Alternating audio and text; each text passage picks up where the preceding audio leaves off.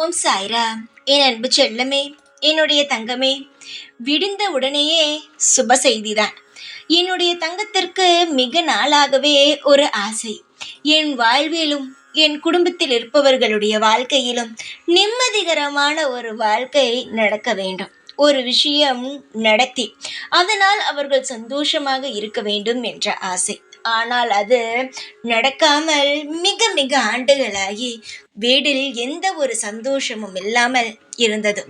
ஆனால் இது அனைத்தையும் பார்த்த நான் பொறுமையாக செய்தாலும் அதை நிலையாக செய்ய வேண்டும் என்ற ஒரு எண்ணத்தில் நான் என்ன செய்தேன் என்றால் இத்தனை நாள் காலதாமதமாக்கினேன்.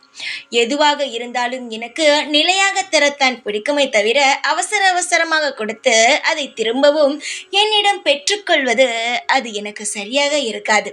எது தந்தாலும் அது நிலையாகவும் சந்தோஷமாகவும் தருவதுதான் இந்த சாயுடைய வழக்கமே. இந்த சாயான நான் உனக்கான அனைத்தையுமே தருவேன், அதுவும் நிலையாக தருவேன்.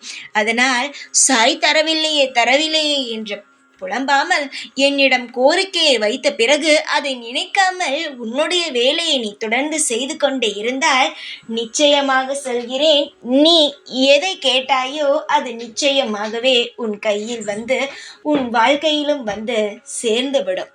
நீ புண்ணியம் செய்தவள். உனக்கான துணை தெய்வ சக்தியானது அதிகம்.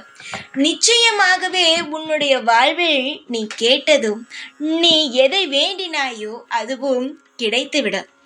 இன்று கிடைக்காவிட்டாலும் நாளையாவது உன் வாழ்வில் கிடைத்துவிடும். தெய்வத்தை வணங்குகிறோம், பிரயோஜனமே இல்லை என்று நினைக்க வேண்டாம். நிச்சயமாக பிரயோஜனம் உள்ளது. வாழ்வில் நம் செய்யும் புண்ணியங்கள் எவ்வளவு நமக்கு திரும்ப கிடைக்கிறதோ அதே மாதிரி தெய்வத்தை எந்த அளவு வணங்குகிறீர்களோ பாவங்கள் ஆனதை தாங்கும் சக்தியும் பாவத்தை குறைக்கும் சக்தியும் தெய்வத்திடம் இருக்கிறது. நீ சீக்கிரமாகவே நல்ல காலமும் உங்களுக்கு பிறக்கும். என்னுடைய குழந்தைகள் அனைவரும் நிம்மதியாக இருக்க வேண்டும் என்பதற்காகத்தான் நான் போராடி கொண்டிருக்கிறேன் உங்களுடன் சேர்ந்து. நீங்கள் நினைக்கலாம் சாய் என்ன போராடுகிறார் என்று. உங்களுடைய இடத்திலிருந்து நீங்கள் பார்த்தால் தான் தெரியும் தங்கமே. சிலர் சொல்வார்கள், வெளியிலிருந்து பார்க்கும் பொழுது வாழ்க்கையில் நீ நிறைய விஷயங்கள் செய்து கொண்டிருப்பாய், ஆனால் என்ன தெரியுமா சொல்வார்கள், நீ என்ன செய்தாய், வாழ்க்கையில் வெறும் நீ சும்மா தானே இருக்கிறாய் என்று. ஆனால் வாழ்க்கையில் நீ எவ்வளவு போராடுகிறாய் என்பது உன்னுடைய எதிரில் இருந்து பார்ப்பவர்களுக்கு தெரியாது. அது போலத்தான் நீ தூரத்தில் இருந்து பார்க்கிறாய் என்னை. அதனால் நான் என்ன செய்கிறேன் என்பது உனக்கு தெரியாது. புரிகிறதா? ஆனால் எனக்கு தெரியும்.